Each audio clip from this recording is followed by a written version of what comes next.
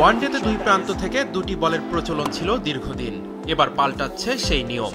নতুন নীতি অনুযায়ী এখন থেকে দুই প্রান্তে দুই বল ব্যবহার করা যাবে ৩৫ ওভার পর্যন্ত।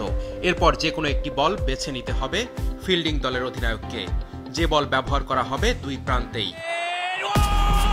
ঠিক বাউন্ডারি লাইনে ক্যাচের পর্দা ধরে রাখতে না পেরে অনেক সময়ই ফিল্ডাররা বল উপরে ছুড়ে দিয়ে বাইরে চলে যেত।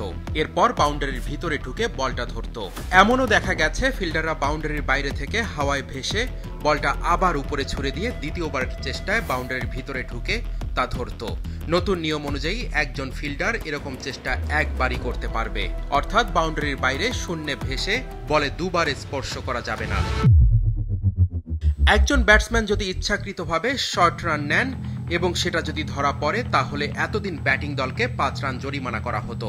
সংশোধিত নিয়মে ইচ্ছাকৃত শর্ট রান নিলে আম্পায়াররা তখন ফিল্ডিং দলের কাছে জানতে চাইবেন কোন ব্যাটারকে তারা স্ট্রাইকে চায়। অর্থাৎ ফিল্ডিং দলের ইচ্ছে অনুযায়ী স্ট্রাইক নিতে হবে ক্রিজের দুই ব্যাটসম্যানের যে কোনো একজনকে।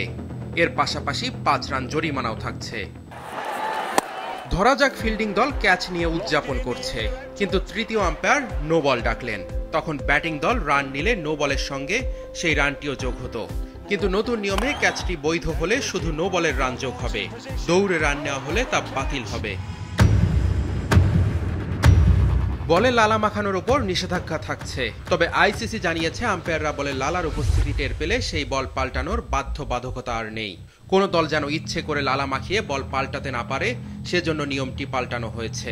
বলের অবস্থা খুব বেশি খারাপ হলে তখন তা পাল্টাতে পারবেন আম্পায়াররা।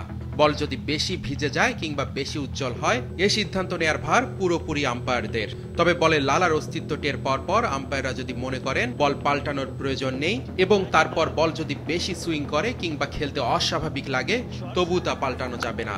সব মশার বিরুদ্ধে সুরক্ষা দিতে এলো বসুন্ধরা এক্সট্রিম অ্যারোসল। মশার বিরুদ্ধে এক্সট্রিম সুরক্ষা। ব্যাটিং দলের স্কোরে ৫ রান যোগ হবে। ধরুন একজন ব্যাটসম্যানকে উইকেটের পেছনে ক্যাচ আউট ঘোষণা করলেন আম্পায়ার, কিন্তু ব্যাটসম্যান রিভিউ নিলেন। আল্ট্রা এজে দেখা গেল বল ব্যাটে না লেগে প্যাড ছুঁয়েছে।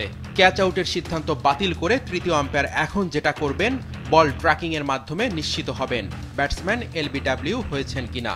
Original decision. আউট থাকলে এবং ব্যাটসম্যান এলবিডব্লিউ হলে তা আউট ঘোষণা করা হবে। ধরা যাক ফিল্ডিং দল এলবিডব্লিউ এর আবেদন করেছে, কিন্তু তাতে আম্পায়ার সাড়া দেননি। ওদিকে বল প্যাডে লেগে দূরে যাওয়ায় ব্যাটাররা রান নিতে গেলেন। তখন ফিল্ডার স্টাম্প ভাঙলে আম্পায়ার রান আউটের জন্য রিভিউ নিলেন। ওদিকে এলবিডব্লিউ না দেওয়ায় ফিল্ডিং দলও রিভিউ নিল। এ অবস্থায় এখন থেকে আগে যেটি হয়েছে সেই রিভিউটি আগে দেখবেন থার্ড আম্পায়ার। এক্ষেত্রে ফিল্ডিং দলের আবেদন দেখবেন আগে, পরে আম্পায়ারের।